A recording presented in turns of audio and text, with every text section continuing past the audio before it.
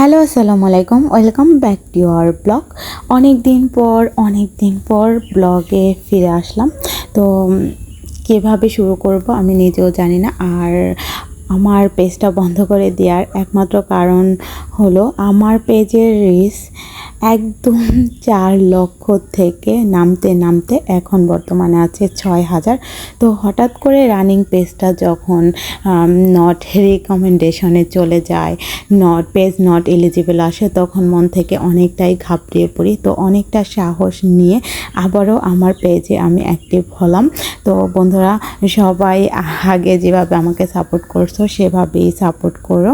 তো হঠাৎ করে মনে দিক দিয়ে অনেকটাই ভেঙে পড়েছিলাম যে পেজের জন্য এতটা কষ্ট করেছি, সে পেজটা হঠাৎ করে রিকমেন্ডেশনে চলে গেছে। কি করব না করব, যখন সাপোর্ট দেওয়ার মতো কেউই পাশে থাকে না, নিজের সাথে যুদ্ধ করে অনেকটা পথ পাড়ি দিয়ে সফলতার দূর প্রান্তে এসে যখন নিরাশ হতে হয় তখন কেমন লাগে। তো যারা পেজে আছো, নিয়মিত ভিডিও আপলোড করছো, তারাই বুঝো সংসারের সমস্ত কাজ মেনটেন করে ভিডিও আপলোড দেওয়া, ভিডিও এডিটিং করা, ভিডিও শ্যুট করা কতটা যে প্রবলেম। তো এমনিতেই যে কাজটা 10 মিনিটে হয়ে যায়, ভিডিও শ্যুট করতে গেলে ওই কাজটা 20 মিনিটে শেষ করতে হয়। আর তার মধ্যে যদি হই গ্রামের গৃহবধূ, তাহলে তো কথাই নেই। তো কি পরিমাণ ঝড়ঝাপটা পেরিয়ে আমার পেজটাকে আমি এই পর্যন্ত বড় করেছি, আর তার মধ্যে এত বড় একটা শখ পেলাম। তো যাই হোক, আবার নিয়মিত অ্যাক্টিভ হব, যা আছে নসিবে আছে। তো দেখি না কি হয় শেষ পর্যন্ত।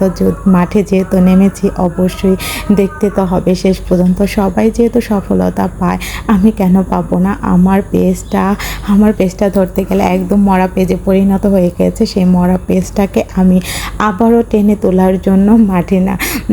তোলার জন্য নিজেকে প্রস্তুত করেছি আর কি। আবারও নিয়মিত আমি ব্লগ আপলোড শুরু করব, সম্পূর্ণ গাইডলাইন মেনে। এবার আর কোনো ভুল ত্রুটি নয়, এবার আমি নিরাশ হব না, এবার আমি সফলতা পাবই। আর মনে অনেকটা ইচ্ছা জোর থাকলে একদিন সফলতা পাওয়া যায়। আর সফলতা পেতে গেলে অনেকটা পথ পাড়ি দিতে হয়, মানে অনেক কষ্ট করতে হয়। এমনি তো আর সফলতা পাওয়া যায় না। আর এমনি যে সফলতাটা আসে সেটা বেশি দিন টিকেও না, ওরকম দীর্ঘস্থায়ী হয় না। আর সবারই একটা স্বপ্ন থাকে যে নিজের একটা পরিচিতি হোক, তো সেভাবে আর আমারও তেমন একটা পরিচিতি, সেরকম একটা মনোভাব নিয়েই আমি আমার ব্লগ চ্যানেলটা খুলেছিলাম। সংসারে কাজকর্মের পাশাপাশি নিজের একটা প্রায়োরিটিরও তো দরকার আছে, সেই কারণে। তো আর ব্যক্তিগত এই বিষয়গুলো স্মৃতি হিসেবেও পরবর্তীতে মানে নিজের ডায়েরিতে থেকে যাবে।